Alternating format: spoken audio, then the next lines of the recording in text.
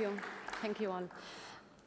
Next session, I am glad to present Elena Simper, that is going to explain us what open data can do for the common European data spaces. All right. Glad to see you again. Is not Marcin talking with you? No. Yes, he is. Marcin then? Okay. Sorry, Marcin. Okay. I don't.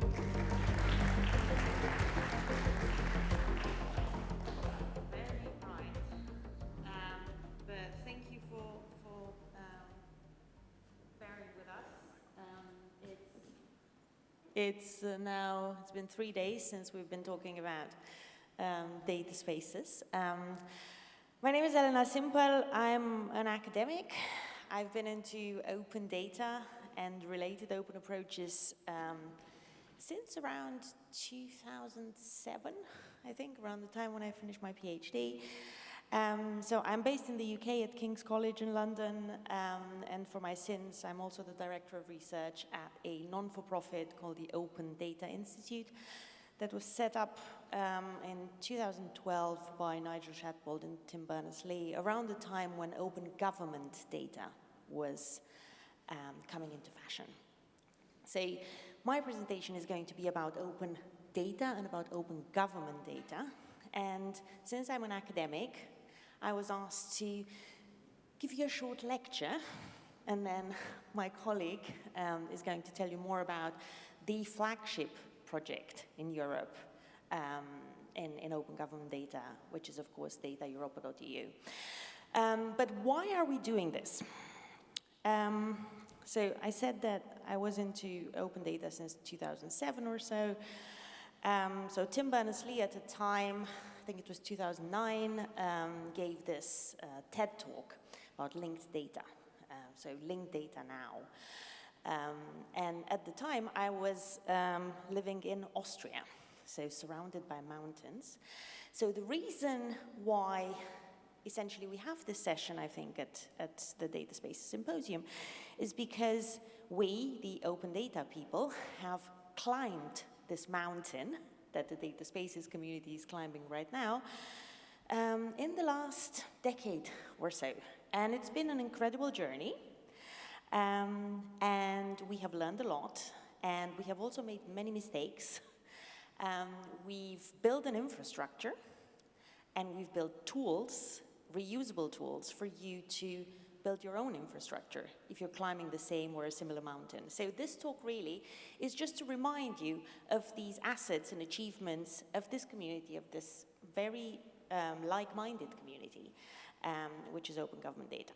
All right, so let's try to pass the first slide. Open data, right, so I'm an academic, so I'm going to start with definitions. Open data is data that anyone can access, use, and share. And what that means is that there are no limitations on how the data will be used, which does not mean that everything is for free.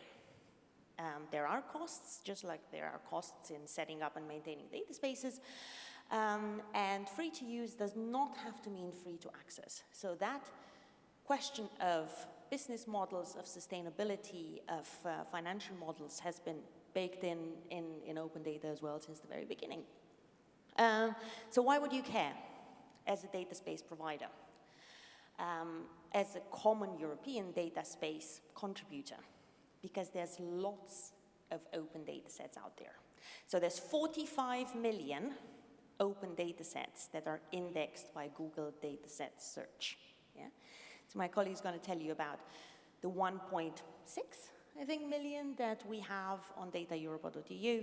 But out there, there's a lot of data, which you can and you should, because of the way it's licensed, consider in your data spaces. So that's argument number one. What I have here on the slide is a version of the ODI data spectrum from various different areas in which we work. So virtually any sector, including the common European data spaces sectors we have heard so far has open data, has looked into this, has thought about metadata, has thought about methods for data assurance. So something to consider. These data sets that we're talking about have substantial economic and social value. So it's not that we are still seeking for use cases. It's not that we are still wondering whether there is a demand. There is a demand, and we have proven it times and times again with data. AI is everywhere. In fact, there is an AI session going on in parallel at the moment. So modern AI, as Georg was telling us as well, in the context of the language data space, runs on open data sets. So if you worry about AI, if you want to use the AI for your own purposes in the context of a data space to add more value to data, open data can help you as well.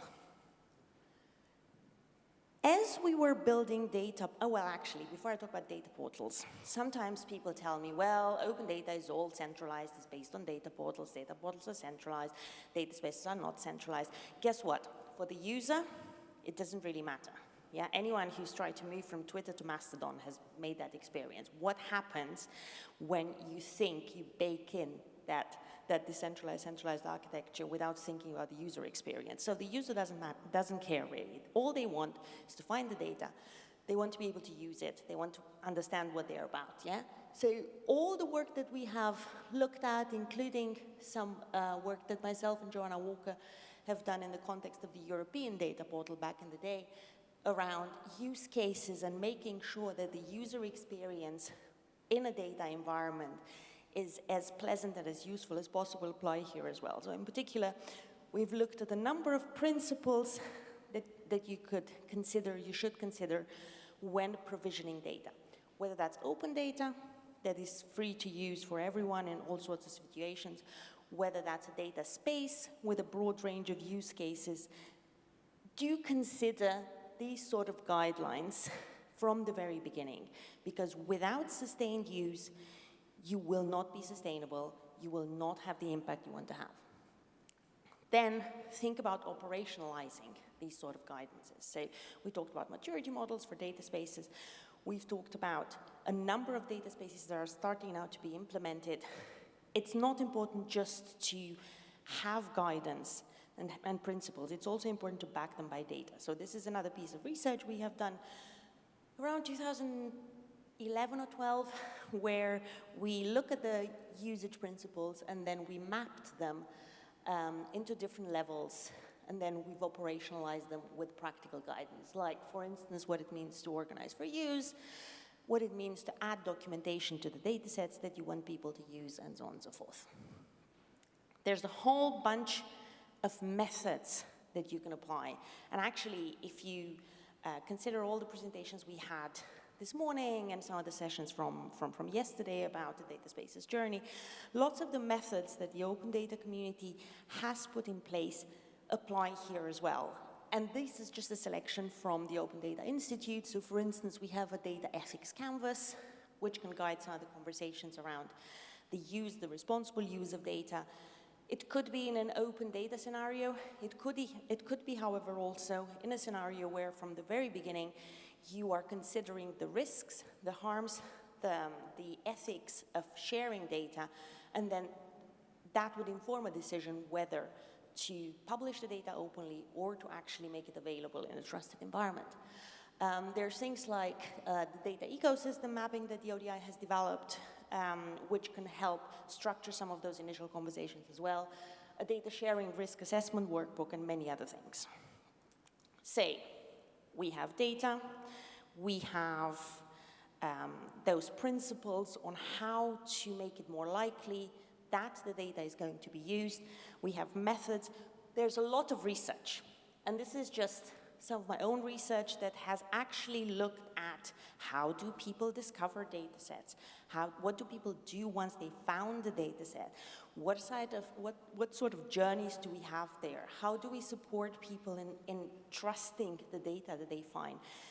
Lots of these questions that apply to data spaces as well, especially for common European data spaces that have a broad range of application scenarios. And because data spaces like decentralization, we also have a whole body of research in the community about decentralized architectures, about interlinked data portals that are used in conjunction and connection with each other in different settings. So this is the picture on the left-hand side is from work by Jonathan Gray, a colleague of mine at King's, former Open Knowledge Foundation, who has looked at, I think, 4,000 CCAN datasets, portals, and has analyzed the history of these portals over time. Again, something perhaps to consider if you're thinking about the future of data spaces as they mature. So 10 years down the line, you'd expect probably to have something like this as well. And that sort of analysis and insights can, to some degree, inform your decisions about interoperability and standardization as well. At the ODI, we've also done research into decentralized data publishing initiatives and the sort of architectural patterns that apply there. Finally, measuring use and impact. So we've just had a presentation about the impact, potential impact of emerging data spaces. Very similar methods there that we should compare and contrast against, because the two areas, open government data, common European data spaces, are very similar in many ways in terms of their ambition to create economic and social value. So whatever methods we use, they have to be aligned. We have to be able to compare. In fact, also as researchers, this is a fascinating way to make sure and validate some of the assumptions that we had with open data in this new context. And with that, I'm going to hand over to my colleague who's going to tell you about DataEuropa.eu. Thank you.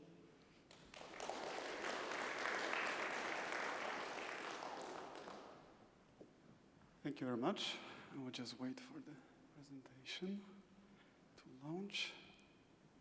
No, there is no presentation.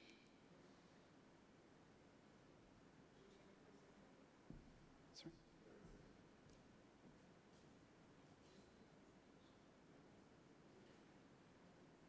Oh, okay. Sorry. Okay, I'll do my best. The presentation was sent out. It didn't come, obviously, somehow. Even two versions, because the first one was edited by a cat of a colleague of mine. So there were some funny mistypings. So I will do my best to operate without the presentation, unless in the meantime it will somehow arrive from Gianfranco or from some other colleagues. So Elena already spoke quite much about the open data, so I will not repeat the introductory, and I will not speak about open data as such, as it will be a repetition. I will concentrate on what's on the service I represent, so the DataEuropa.eu, and what I will try to do is to go through what we offer. Unfortunately, I will not be able to show it, but I will try to explain as much as possible. But maybe first, as I was told by several people here in this room, that there is no big conversation or exchanges between the open data world and data spaces world. So the question from my side to the audience would be, how many of you are aware, and a bit more than aware, used the DataEuropa.eu portal in the past? So just to know whether this is true what I heard or not. 1, 2, 3, 4, 5. Okay, so probably it's true what I heard, that these communities of data spaces and the open data are not really yet talking to each other. And here we are discussing the issues. Hopefully this will be beneficial, and we would like to continue the opposite direction.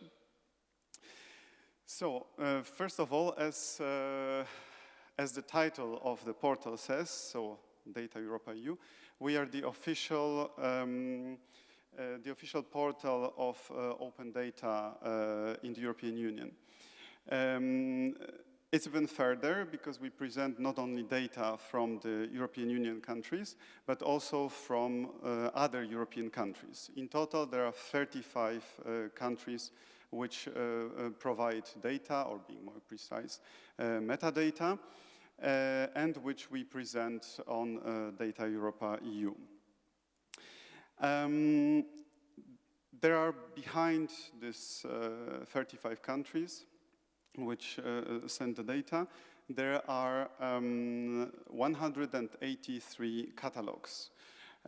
So several countries have just one single catalog, which or one single portal, national portal, where they would present their open data. There are several countries which would go for several portals and also provide several catalogs. So that's another interesting issue.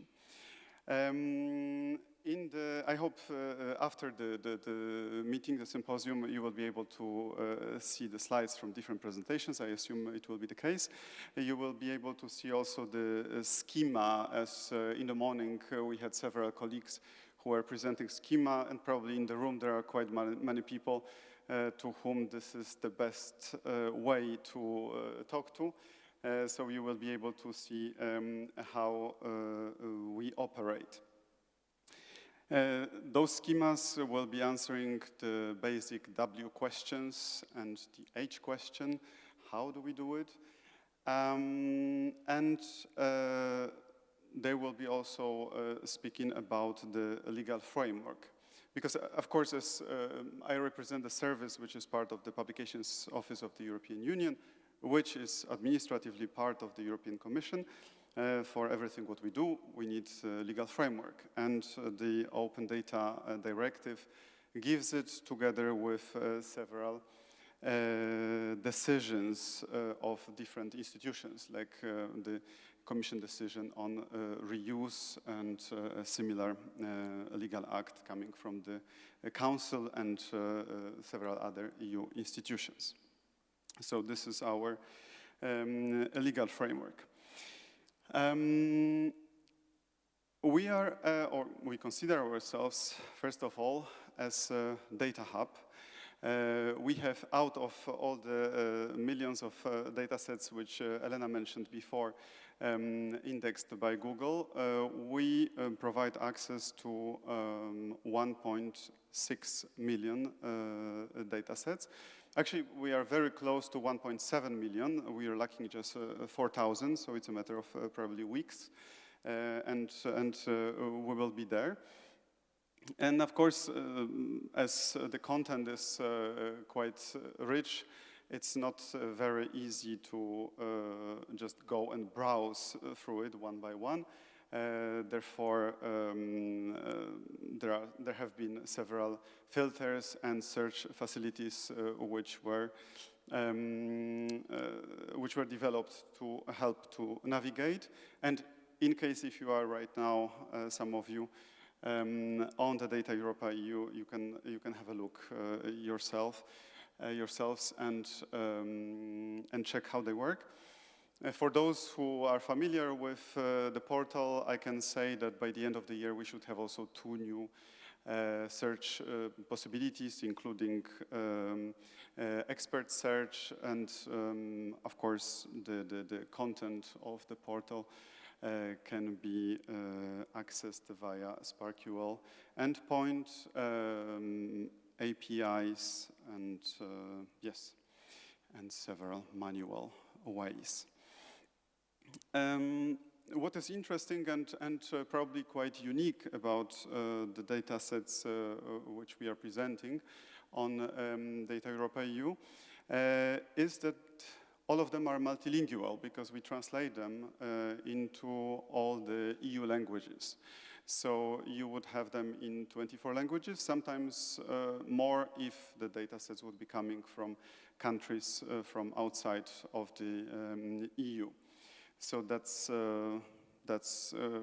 quite unique and quite helpful in several aspects. So I will not go maybe into the details of this, but you know quite well what kind of asset it can be if it is translated.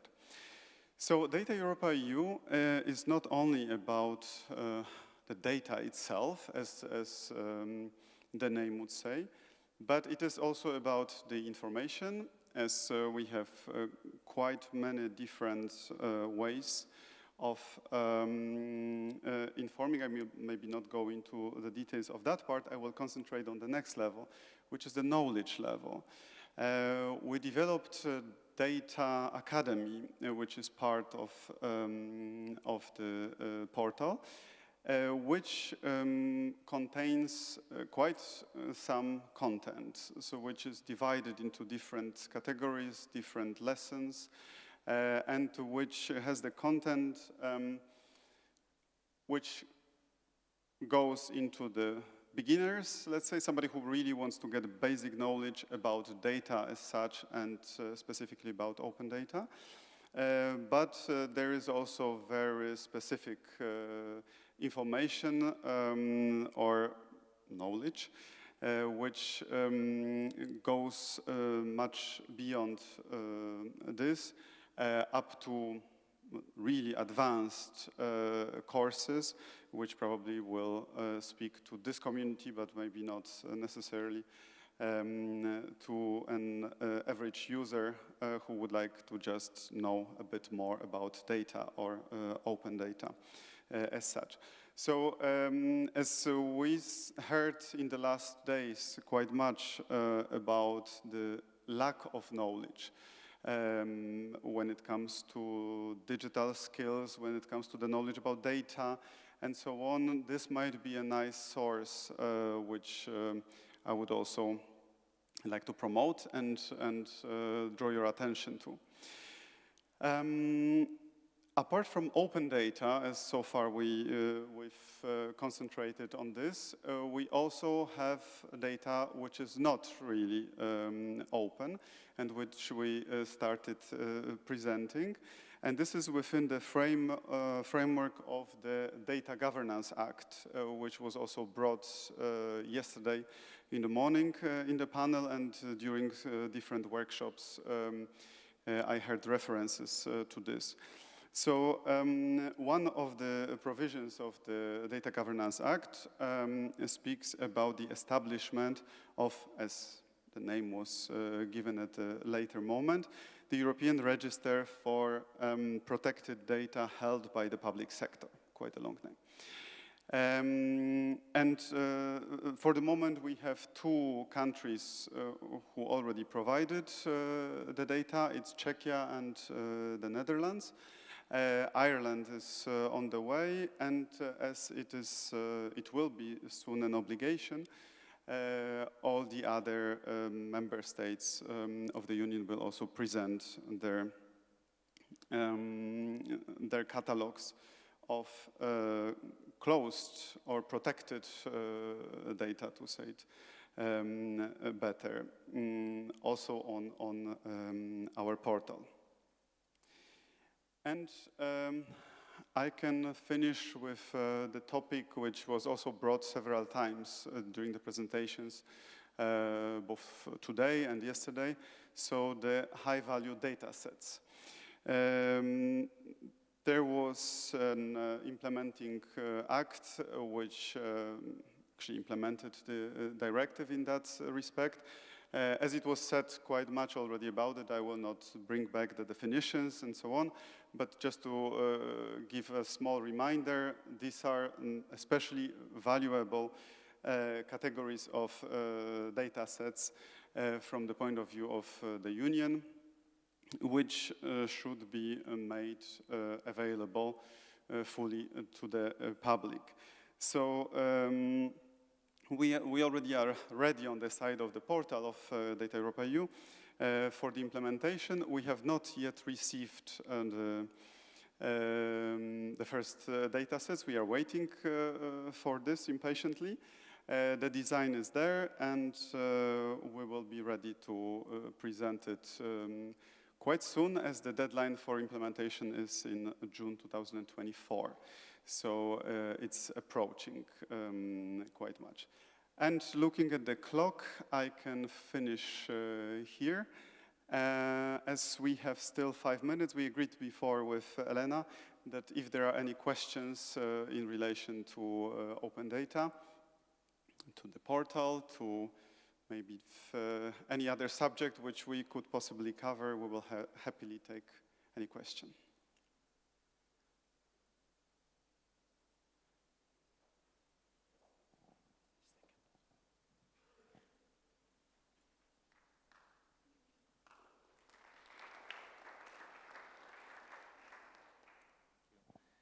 Hi, thank you very much, both of you, for the presentation. It's not so much of a question, more of a comment to confirm also what you said about this topic of open data and the data spaces. I personally work on the Common European Mobility Data Space for DigiMove and the Commission.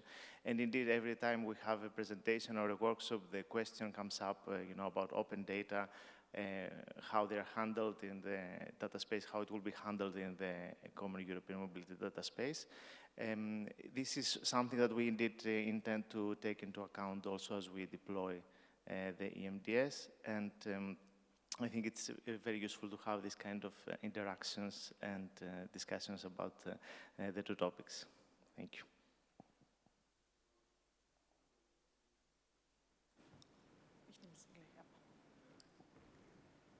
Is there any other question?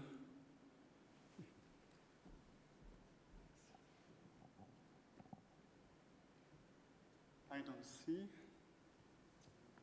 Ah, yes. Would be first.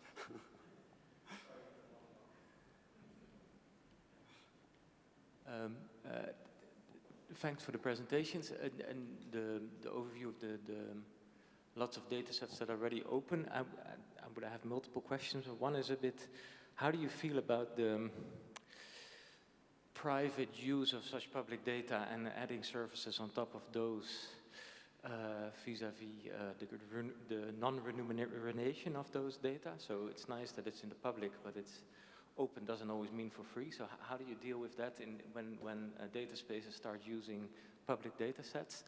And the second is maybe you could shine a bit of a light on the successes or the things that work well when you talk about data governance for open data, and what is useful to take to data spaces and what is also not useful to take data spaces. So where are the differences when we're talking about data governance models and frameworks? Thank you. So I will give you one answer, and that's the answer of an open data researcher in the public sector. So the ODI itself is a non-for-profit as well.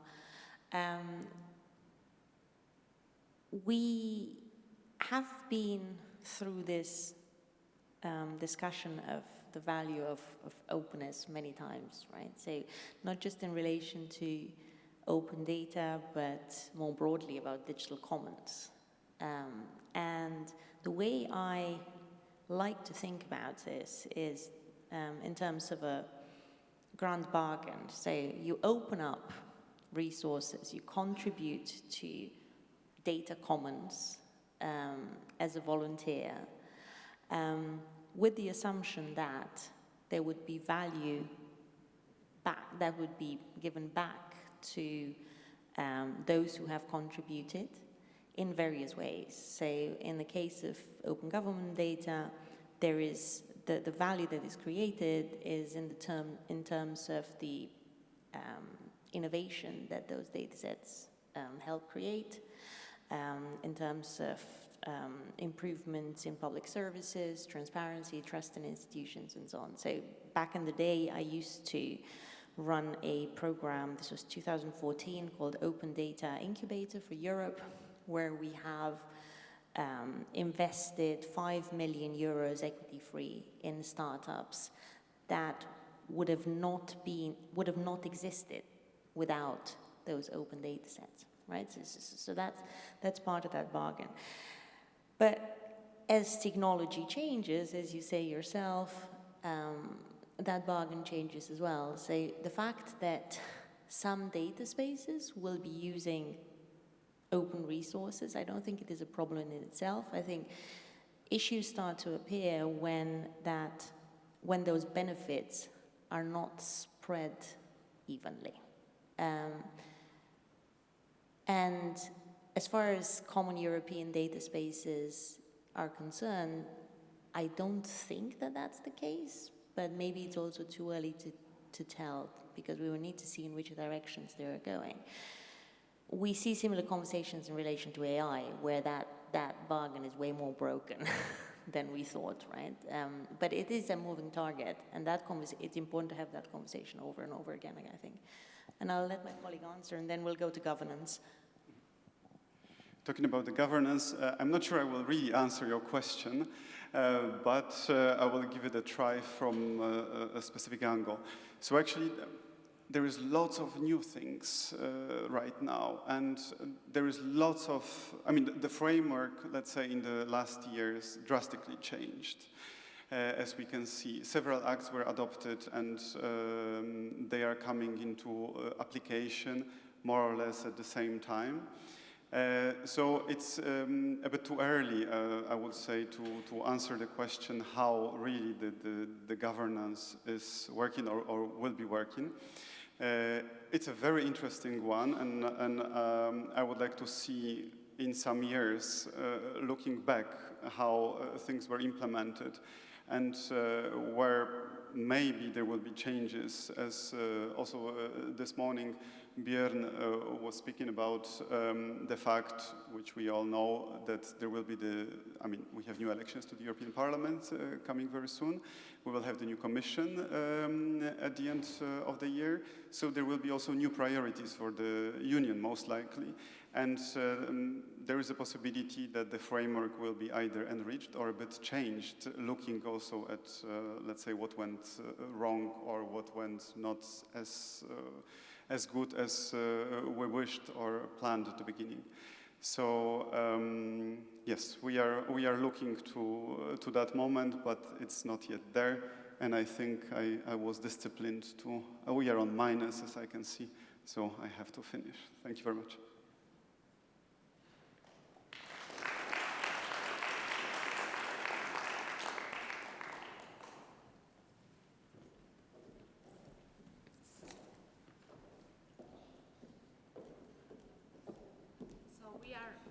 We are on time, and now we have a recap in this session, in this room, okay, in 15 minutes, so you have time to get up, stretch a little bit, and we come back 4:30, okay?